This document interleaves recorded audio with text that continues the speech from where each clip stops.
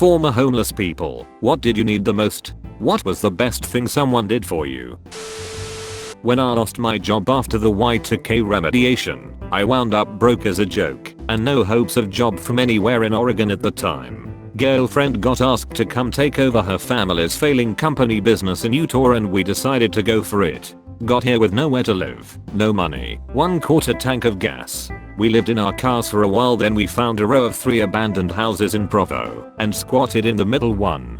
While she tried to rescue the family business, I got a gig delivering those stupid free newspapers that people get in their driveway. Wife's car was a long bed F350, so we could deliver a ton of papers. That's what kept us fed. I was 32 and a paper route was my only income. As far as the nicest thing anyone did, one day a guy came and knocked on our door, saying he was the house owner. We said sorry and we will pack up and GTFO right now. However, the guy was nice. He said he owned all 3 of these empty houses and thanked us for keeping the crackheads out of them, and he let us stay there. He even turned the power on for us. WTF. 6 months after that I wound up getting a job at eBay, and it was onward and upward from there. So really all we needed was a chance. We got it. I'm really glad to hear you did fine and you had got better. Congrats to that guy for his attitude though. Looks like a decent and really nice person. I own a few rental properties. If I was having serious trouble finding tenants and the properties were sitting empty, I would happily let polite clean squatters who are just down on their luck, but turning it around stay for free over letting the properties get overrun by crackheads who will gut the house for copper and destroy everything.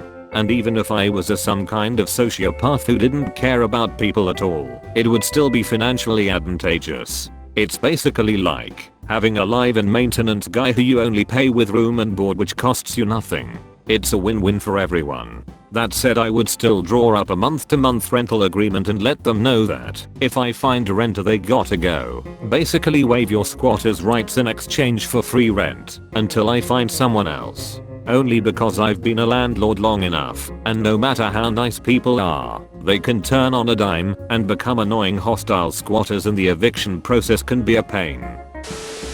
Hygiene. Anyone who let me take a shower and shave was an angel. Came here to say this. Most homeless people aren't long-term, living on the street type homeless. They are couch surfing or living out of their car. In my case mostly the former and some of the latter. For maybe 4 months many years ago, I had a job, some savings, and a working car. All I needed was a restroom and shower, so I could go to work and not stink. I saved some money and got a place with roommates when a room opened up. Yes, my situation wasn't severe, but it was common. Luckily I had friends and wasn't addicted to drugs, so it wasn't really a terrible hardship. I usually would do dishes for people after staying there before I left, cleaned up if I was staying at after a party, etc. Gotta repay people's favors and avoid being a burdensome mooch if you want to sleep on couches. My wife was homeless as a teenager. On Friday afternoons, a businessman would walk up to her and ask her if she was hungry. She would say yes, and he would take her into the restaurant on the corner. She never felt any danger with him, and she has had to cut somebody badly before. He was just some dude offering her a meal. He would let her get anything in the menu. He would sit and read the paper and drink a cup of coffee. There was never any conversation.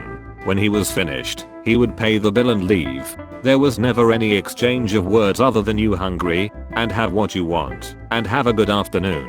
This happened multiple times. She never felt like a project to him. She never felt less than him. She never felt in danger. He was just a guy who saw a dirty girl on the street who needed to eat. She has since gotten her JED, graduated from a trade school with a fitness degree, and now has earned her MBA with honors. She is an amazing woman and an amazing mother. The one wish she has is that she can run into the businessman who bought her lunches and thank him. Maybe she can become that businessman now. Yes, when you can't pay it back you can always pay it forward. Gifted me an old baggy waterproof jacket with a big hood. It had many pockets too. A little large to carry around, since I was carrying a lot of other stuff too, but proved very useful. It was very rainy at that time. Employment. I wasn't addicted and wasn't mentally ill. but I had legal trouble, and employers aren't going to hire someone who is probably going to jail 5 months from now. I had to work under the table for like $4 per hour. If there had been a way for me to get a decent temp job, I could have probably got a shitty apartment for the interim. I was able to secure a spot in a church basement for a little while. The nicest thing anyone did was one of the people from church brought me a Super Nintendo and a stack of games to help keep the boredom and loneliness at bay. In the future, or if anyone here faces homelessness, look for landscapers or concrete formers in new developments. They don't care if you stabbed someone, they care if you can pick up a shovel or a form and slam it down.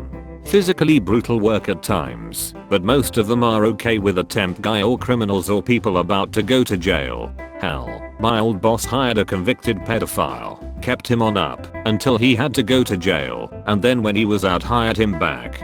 They need bodies, and desperate bodies are ideal. Can confirm I have a criminal background and live a pretty nice life thanks to the concrete industry. If you show up on time, sober, work and don't steal, you can get a job somewhere in construction. There's a guy who I see every time I'm leaving my gym. He's got a shopping cart and all his possessions including a little dog. He holds a sign that says anything helps my dog and I appreciate it. I bought a box of dog biscuits yesterday when I was getting my own cat food, and I plan to give it to him today after my workout. This thread convinced me to add a $5 to it. Even if I'm a sucker, BC he's got a dog with him, that's okay. Seeing anyone homeless or struggling with pets gets to me hard. I recently ran into someone living in her car with her dog on their last box of cereal to share with no gas, stranded 200 miles away from a job waiting for her. All she needed was a tank of gas to get to the job destination. I gave her a total of $25 to get herself and the dog some food if she could manage to get somewhere to get it.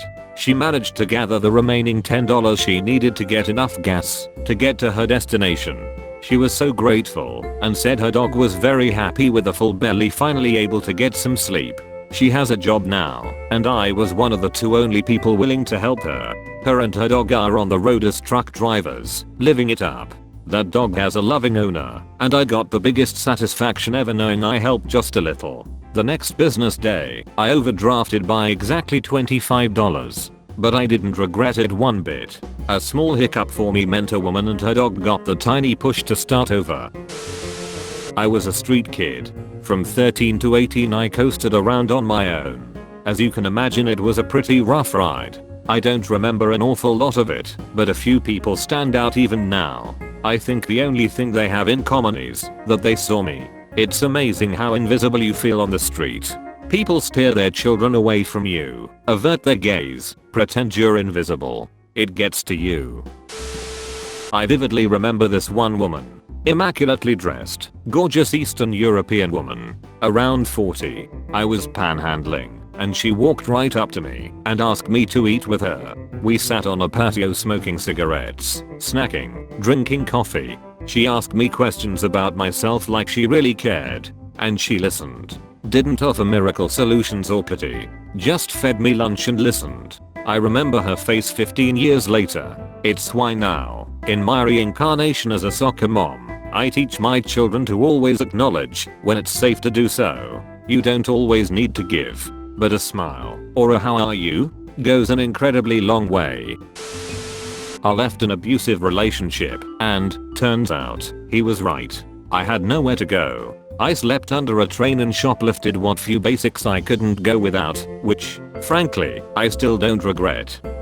Fuck the Waltons, and got a job at a Burger King. I mean, being homeless and all meant that my hygiene was horrible. Cut off all my hair to hide it, but there's a certain point where you can't anymore. One of my managers pulled me aside and asked me what was up.